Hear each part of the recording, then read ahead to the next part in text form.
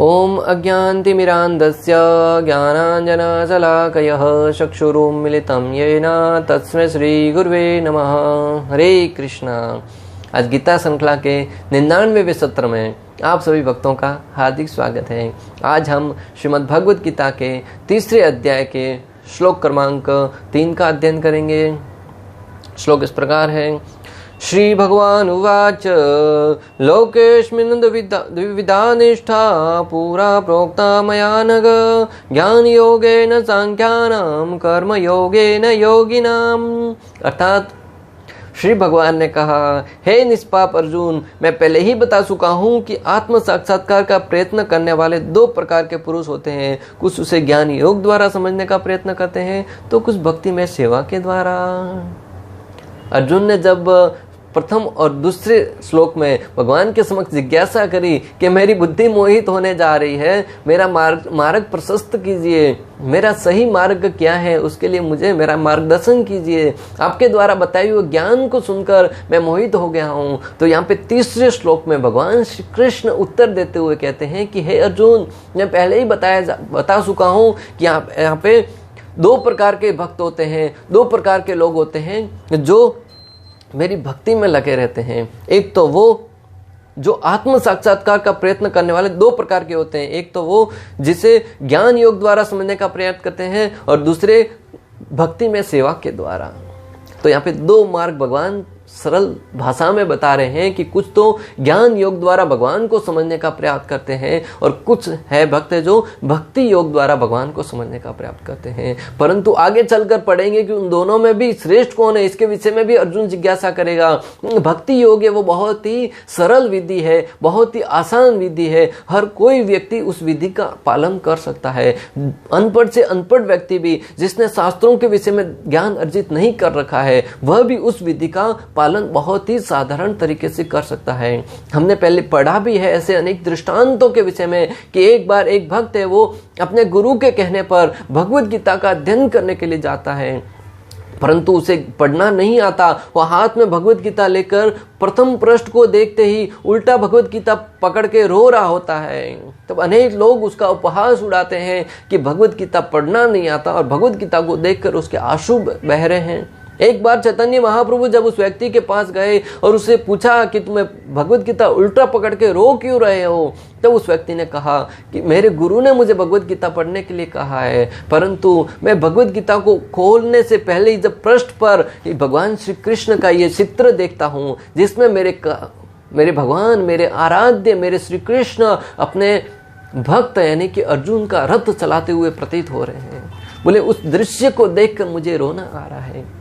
भक्तों, अगर हम अपने आप को भगवान का भक्त मानते हैं ना, तो आज यहाँ पे हमें अपने चरित्र का अवलोकन करने की आवश्यकता है कि हम पढ़े लिखे हो सकते हैं, बुद्धिमान हो सकते हैं, अपने आप को ज्ञान में सर्वश्रेष्ठ समझने वाले हो सकते हैं, परंतु भगवद गीता को हाथ में लेने से पहले कभी हमारे मन में ऐसा प्रश्न आया, कभी हमारे मन में ऐसा भाव आया कि मेरे श्री कृष्ण कितने महान हैं, कि कृष्ण कितने महान हैं, अपने भक्त का रथ चलाने के लिए भी तैयार हो जाते हैं। अगर विशेष रूप से मैं अपनी बात कहता हूं, हम तो जब भी भगवद गीता को हाथ में लेते हैं तो तुरंत खोलकर अंदर से पृष्ठ पढ़ने के बारे में जिज्ञासा होती है। कभी ऐसा भाव तो निश्चित रूप से नहीं आया होगा। अगर किसी को ऐसा भाव आता है तो वो निश्चित रूप से सर्वश्रेष्ठ है, धन्य है वो भक्त जिसको ऐसा भाव आया कि मेरे कृष्ण कितने महान हैं, मात्र और मात्र चित्र देखकर। यह है भक्ति योग। ऐसी जब श्रद्धा आती है ना, ऐसी जब भाव आता है तो उस व्यक्ति को किसी शास्त्र को पढ़ने की आवश्यकता नहीं है कि सारे के सारे शास्त्रों को पढ़ने का एकमात्र उद्देश्य यही है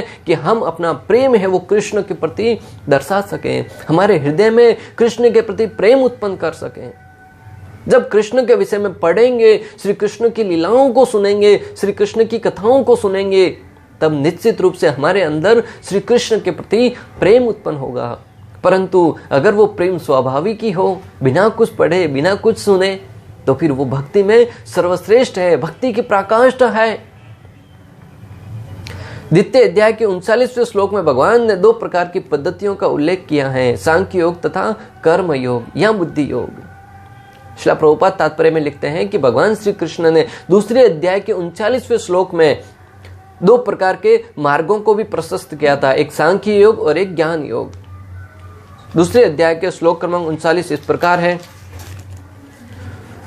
ऐसा ते अभिहिता सांख्ये बुद्धि योगे त्वमिष्ण शृणु बुद्ध्या युक्तो यया पार्थ कर्म बंधनम प्रायश्यसि। अर्थात यहाँ मैंने वैष्णविक अध्ययन सांख्य द्वारा इस ज्ञान का वर्णन किया है। अब निष्काम भाव से कर्म करना बता रहा हूँ, उसे सुनो। हे प्रथापुत्र, तुम यदि ऐसे ज्ञान से सकाम कर्म करोगे तो तुम कर्मों के बंधन से अपने को मुक्त कर सकते हो। भगवान वहां पर यहाँ श्लोक क्रमांक 39 में कह रहे हैं कि अगर तुम मेरे द्वारा बताए हुए ज्ञान के आधार पर कर्म करोगे, मेरे भाव के अनुसार कर्म करोगे, तो तुम सकाम कर्म में बंधने की बजाय भक्ति कार्य करते हुए प्रतीत होंगे, भक्ति कार्य में पूर्ण रूप से लग जाएंगे। सांख्य योग अथवा आत्मा तथा पदार्थ की प्रकृति का वैश्लेषिक अध्ययन उन लोगों के लिए है जो व्यवहारिक ज्ञान तथा दर्शन द्वारा वस्तुओं का चिंतन एवं मनन करना चाहते हैं। जो सांख्य योग अथवा आत्मा का पदार्थ के प्रति की प्रकृति का वैज्ञानिक अध्ययन है, आत्मा क्या है, पदार्थ क्या है, प्रकृति क्या है, उसके विषय में चिंतन वही करता है जो व्यक्ति उन वस्तुओं का मनन करना चाहता है।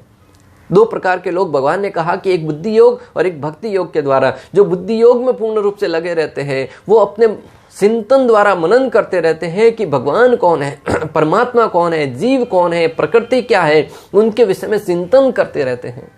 और उन चिंतन करने वालों का उद्देश्य यही है कि हम भगवान के बारे में जान सकें। दूसरे प्रकार के लोग कृष्ण भावनामृत कार्य करते हैं, जैसा कि द्वितीय अध्याय के 61वें श्लोक में बताया गया है कि बुद्धि योग पूर्णतया परब्रह्म कृष्ण पर आश्रित है और इस प्रकार से समस्त इंद्रियों को सरलता से वश में किया जा सकता है। प्रथम प्रकार के लोगों के बारे में हमने पढ़ा कि वो लोग हैं जो प्रकृति, पदार्थ और भगवान परमात्मा के बारे में चिंतन करना चाहते हैं, और दूसरे प्रकार के लोग वो हैं जो कृष्ण भावनामृत में कर्म करना चाहते हैं। दूसरे अध्याय के श्लोक क्रमांक 61 में भगवान श्री कृष्ण ने बताया है, क्या बताया है? तानि सर्वाणि संयम्य युक्त आसीत् मत्परः वसे यस्य इंद्रियाणि तस्य प्रज्ञा प्रतिष्ठिता। अर्थात जो इंद्रियों को पूर्णतया वश में रखते हुए इंद्रिय संयमन करता है और अपनी चेतना को उनमें स्थिर कर देता है, वह मनुष्य स्थिर बुद्धि कहलाता है। भगवान श्री कृष्ण विशेष रूप से महत्वपूर्ण बात बताने जा रहे हैं कि जो व्यक्ति अपनी बुद्धि को मेरे अंदर पूर्णतया लगा देता है, जो व्यक्ति अपने इंद्रियों का संयमन करते हुए उन इंद्रियों को भगवान की सेवा में लगाता है, वह व्यक्ति धीर पुरुष कहलाता है, वह व्यक्ति स्थिर बुद्धि कहलाता है। हम अपनी शक्ति से, अपने सामर्थ्य से इंद्रियों को वश में करने का प्रयास कीजिएगा, ये इंद्रियां और उतनी तेजी के साथ, उतावलेपन के साथ हमारे नियंत्रण से बाहर जाने का प्रयास करेगी भक्तों। और शास्त्रों में दृष्टांत भरे पड़े हैं कि हम अपनी शक्ति से, अपने सामर्थ्य से अपनी इंद्रियों को वश में नहीं कर सकते। सौभरी ऋषि का उदाहरण देखिए, विश्वामित्र मुनि का उदाहरण देखिए। कई ऐसे तपस्वी हुए हैं जिन्होंने हजारों साल तक तपस्या करने के उपरांत भी उनकी इंद्रियां हैं वो एक समय आया जब वो उनके नियंत्रण से बाहर चली गई और वो भोग में लग गए भक्तों। परंतु ऐसे अनेक दृष्टांत आए हैं। अम्बरीश महाराज को ले लो, प्रहलाद महाराज को ले लो, ध्रुव महाराज को ले लो, पांडवों को ले लो, मीराबाई को ले लो। ऐसे अनेक दृष्टांत आए हैं जिन्होंने अपने जीवन में हर एक कार्य को कृष्ण की सेवा में लगाया है, अपनी हर एक इंद्रिय को कृष्ण की सेवा में लगाया है। उनको जीवन में, अपने परिवार में रहते हुए भी वो जीवन की सर्वोच्च सफलता को प्राप्त किए हैं। तो हमें यहाँ पे सीधा सीधा समझना चाहिए, जो कृष्ण भावनामृत कार्य है, कृष्ण भावनामृत का मार्ग है, वो हमारे लिए आसान और बहुत ही श्रेष्ठ मार्ग हो सकता है। क्यों? क्योंकि कलयुग में प्राय हम उस मार्ग पर ही आसानी से चल सकते हैं। अपने गुरु के, अपने आचार्यों के मार्गदर्शन में चलने का प्रयास करें। दोनों प्रकार के योग धर्म तथा दर्शन के रूप में अन्योन्याश्रित है। दर्शन विहीन धर्म मात्र भावुकता या कभी कभी धर्मांधता है। दोनों सिद्धांत है वो ऐसा कहा जाता है कि अन्योन्याश्रित, यानी कि एक दूसरे पर आश्रित हैं। अगर आप सांख्य योग, बुद्धि योग का कार्य करेंगे वो भी भक्ति पर आश्रित है, और भक्ति योग करेंगे वो भी बुद्धि योग पर आश्रित है। क्यों? मैंने पहले ही बताया कि अगर आपको भक्ति में पूर्ण रूप से लगना है तो आपको ज्ञान योग के द्वारा सारे के सारे शास्त्रों को समझना होगा। जब भागवतम के बारे में सुनेंगे, रामायण के बारे में सुनेंगे, भगवत गीता के बारे में सुनेंगे, भगवान के महान भक्तों के बारे में सुनेंगे, तभी तो हमारी श्रद्धा उसमें बैठेगी। मान लीजिए किसी साधारण व्यक्ति के बारे में आप कुछ नहीं जानते हैं, तो स्वाभाविक है आपका उसके प्रति न तो सम्मान होगा, न उसके प्रति प्रेम होगा। परंतु आप सुनेंगे अचानक किसी व्यक्ति के बारे में, उसने समाज के लिए इतना कार्य किया है, गरीबों के लिए इतना कार्य किया है, वो इतना महान व्यक्ति है, सुनने मात्र से आपकी चेतना परिवर्तित हो जाएगी। एक ही क्षण के अंदर आपका उसके प्रति सम्मान प्रकट होने लगेगा। आपको लगेगा हाँ, वास्तव में कितना महान है। परिवर्तन कहां से आया? सुनने से। जब एक साधारण व्यक्ति के प्रति सुनने से हमारे हृदय में उसके प्रति भावनाएं प्रकट हो सकती है, संवेदनाएं प्रकट हो सकती है, उनके प्रति सहानुभूति प्रकट हो सकती है, तो फिर श्री कृष्ण के विषय में, प्रभु श्री रामचंद्र के विषय में भी हमें पढ़ना होगा, सुनना होगा, उनकी लीलाओं के बारे में। तब स्वाभाविक है कि हमारा उनके प्रति प्रेम है वो प्रकट होगा, हमारे हृदय में उनके प्रति प्रेम जागृत होगा। और जब प्रेम जागृत होगा तो भक्ति के मार्ग पर हमें आगे लेके जाएगा। इसलिए हमें चाहिए कि हम आचार्यों के मार्गदर्शन में हमेशा शास्त्रों का अध्ययन करें। दोनों एक दूसरे के पूरक हैं, एक दूसरे के ऊपर आश्रित हैं। आचार्यगण लिखते हैं कि दर्शन विहीन धर्म मात्र भावुकता या कभी कभी धर्मांधता है। दर्शन के बिना, शास्त्रों के बिना जो धर्म है मात्र और मात्र भावुकता है। अब आप देखते भी होंगे कि भक्ति कभी शास्त्रों के बारे में नहीं सुना है, परंतु भगवान का नाम लेते ही जय श्री राम के नारे लगाने लगता है, परंतु वो उसका जो भक्ति है वो ज्यादा समय तक नहीं टिकता है। मात्र और मात्र कभी कभी ऐसा भावुकता में आकर धर्म के नाम पर अनेक नारे लगा देंगे, कभी अनेक प्रकार का धन दान में दे देगा, कभी अनेक प्रकार के ऐसे सामाजिक कार्य कर लेगा, परंतु वो भक्ति के मार्ग पर आके नहीं चल पाएगा। तो दर्शन विहीन धर्म है वो मात्र या तो भावुकता है या धर्मांधता है। यानी कि किसी का पूर्ण रूप से ऐसा गमन करना जिसके ऊपर हमें श्रद्धा ही नहीं है, ऐसे धर्म के ऊपर हमें चलना जिसके ऊपर हमें पूर्ण श्रद्धा नहीं है, मात्र और मात्र भावुकता में आकर। ये या तो अंधकार में रूप से या किसी के द्वारा सुनने के कारण हम उस मार्ग पर तो चल देते हैं, परंतु हमें उस पर श्रद्धा नहीं होती है। उसे कहते हैं अंध भक्ति। और धर्म विहीन दर्शन मानसिक उहापोह है। और धर्म के बिना जो दर्शन है, अनेक प्रकार के शास्त्र पढ़ लो, अनेक प्रकार का ज्ञान अर्जित कर लो, परंतु अगर वो आपको धर्म की तरफ प्रेरित नहीं करता है तो वो दर्शन है वो भी मात्र हमारे मन को, हमारे अहंकार को बढ़ाएगा। हमारे अंदर जो ज्ञान के द्वारा हमारे अंदर अहंकार उत्पन्न होगा ना, उसको ही बढ़ाएगा। क्यों? शास्त्र किस लिए है? धर्म को प्राप्त करने के लिए। धर्म किस लिए है? शास्त्रों के बारे में जानने के लिए। और जब शास्त्र पढ़कर हम धर्म का आचरण करेंगे तो वो आचरण है वो सर्वश्रेष्ठ होगा। आचार्यगण बहुत ही शांति से, बहुत ही सरलता से हमें समझाना चाह रहे हैं कि अगर हम दोनों में से किसी एक को अपनाते हैं तो उसमें हम परिपूर्ण नहीं हो सकते। जैसा दृष्टांत हमने बताया था कि कोई व्यक्ति भक्ति के द्वारा भगवान को प्रसन्न कर लेता है, परंतु ऐसे दृष्टांत बिना शास्त्र पढ़े बहुत कम मिलते हैं। इसलिए हमें शास्त्रों के माध्यम से पढ़कर जब भक्ति कार्य में लगेंगे, वो भक्ति है वो सर्वश्रेष्ठता को प्रदान करेगी, प्राप्त करेगी। अंतिम लक्ष्य तो श्री कृष्ण है, क्योंकि जो दार्शनिक जन परम सत्य की खोज करते रहते हैं वे अनंत श्री कृष्ण भावनामृत को प्राप्त होते हैं।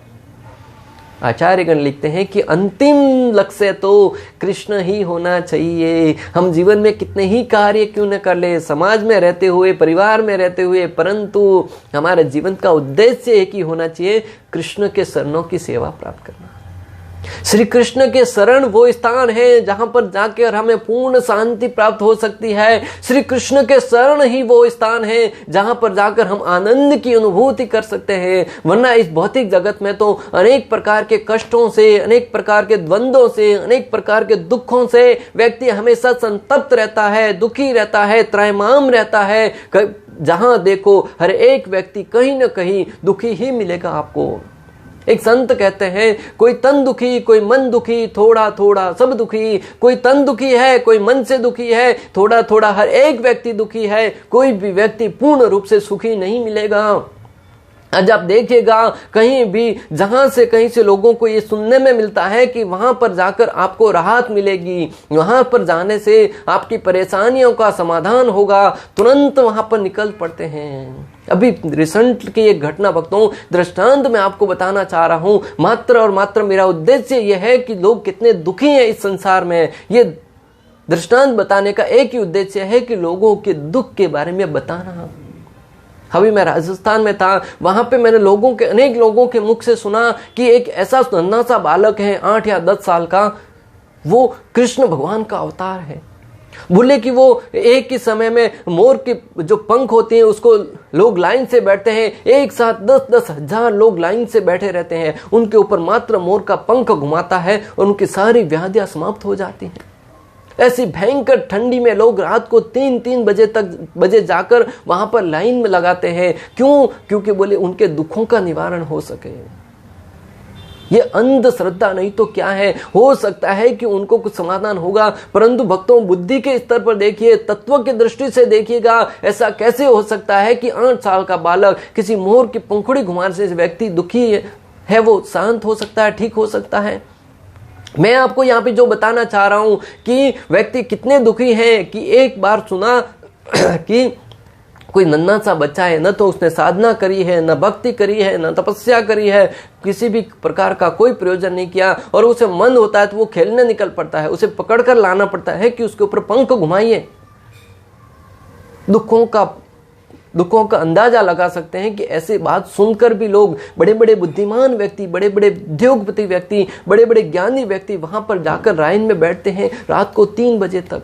3 बजे से जाकर जो लोग कहते हैं कि हम सवेरे जल्दी नहीं उठ पाते, वो दुखों से इतने परेशान हैं कि वहां पर जाकर सवारे 3 बजे इतनी ठंडी में लाइन लगाते हैं, और 1 नहीं 2 नहीं 10-10 हजार 20-20 हजार लोग लाइन लगाते हैं वहां पे। इस बात से आप अंदाजा लगा लीजिए कि लोग जीवन में कितने दुखी हैं। यहाँ पे आचार्यगण कहते हैं कि जो कोई भी दार्शनिक कार्य हो या चिंतन का कार्य हो, उनका भी ध्येय तो अंतिम ये होता है कि वो कृष्ण को प्रसन्न करना चाहते हैं। दोनों पद्धतियों का उद्देश्य परमात्मा के संबंध में अपनी वास्तविक स्थिति को समझ लेना है। इसकी अप्रत्यक्ष पद्धति दार्शनिक चिंतन है, जिसके द्वारा क्रम से कृष्ण भावना तक पहुंचा जा सके। दोनों पद्धतियां हैं। एक है कि हम अपने कार्य करते हुए अंतिम स्थिति यानी कृष्ण भावना तक पहुंच सके। हर एक कार्य, भले चिंतन का कार्य हो, तपस्या का कार्य हो, परंतु जीवन का उद्देश्य ये होना चाहिए कि हम कृष्ण भावना तक पहुंच सके। दूसरी पद्धति, प्रत्येक पद्धति में कृष्ण भावना में ही प्रत्येक वस्तु से अपना संबंध जोड़ना होता है, प्रत्येक वस्तु का प्रयोग कृष्ण की सेवा में करना होता है। दूसरी पद्धति के अनुसार हमें प्रत्येक कार्य है वो कृष्ण के लिए करना होता है। जीवन में हर एक कार्य करो श्री कृष्ण की प्रसन्नता के लिए करो। ये कृष्ण भावनामृत की विधि है जो बहुत ही सरल और सुगम है, जिसे हर एक व्यक्ति आसानी से पालन कर सकता है। दोनों में से श्री कृष्ण भावनामृत का मार्ग श्रेष्ठ है, क्योंकि इसमें दार्शनिक पद्धति द्वारा इंद्रियों को विमल नहीं करना होता। दोनों में से जो कृष्ण भावनामृत की विधि है वो सर्वश्रेष्ठ है। क्यों? इसलिए नहीं कि हम उसका पालन करें, बल्कि इसलिए कि उसके अंदर हमें अनेक प्रकार की तपस्याओं के द्वारा, अनेक प्रकार की साधनाओं के द्वारा अपनी इंद्रियों को विमल नहीं करना होता है। कोई भी व्यक्ति, साधारण से साधारण व्यक्ति, सांडाल परिवार में जन्म लिया व्यक्ति भी ये कार्य कर सकता है। आप पाश्चात्य देश के लोगों का उदाहरण ले लीजिए, जो पूर्ण रूप से नशे में डूबे हुए रहते थे, 4 नियमों का पालन भी नहीं करते थे, पूर्ण रूप से नशे में, जुआ खेलने में, मांसाहार करने में, पर स्त्री संग करने में पूर्ण रूप से लगे रहते थे। उन्होंने सब श्रील प्रभुपाद के माध्यम से कृष्ण भावनामृत जीवन को अपनाया। आज उनका दृष्टांत ले लीजिए भक्तों, आज वो जीवन की सर्वश्रेष्ठ स्थिति पर है। भक्ति कार्यों में प्रातः काल ब्रह्म मुहूर्त में उठकर भगवान की आराधना करते हैं, 16 माला जप करते हैं, नशा नहीं करते, जुआ नहीं खेलते, मांसाहार करना बंद कर दिया, पर स्त्री संग करना बंद कर दिया। ये परिवर्तन कहां से आया? कृष्ण भावनामृत से। जब कोई कृष्ण भावनामृत जीवन को अपना लेता है तो वो जीवन में जो दार्शनिक चिंतन द्वारा, तपस्या द्वारा जो इंद्रियों को विमल करना होता था वो स्वाभाविक ही हो जाता है, स्वतः ही हो जाता है। व्यक्ति कृष्ण भावनामृत का पालन करने से वह स्वतः ही कृष्ण भक्ति में लग जाता है और उसकी इंद्रियां हैं वो स्वतः ही शुद्ध होने लगती है। मात्र उसके लिए करना होगा कृष्ण भगवान की सेवा में हर एक कार्य करना और उनके नाम का जप करना। हरे कृष्णा कृष्ण कृष्ण हरे हरे, हरे राम राम राम हरे हरे।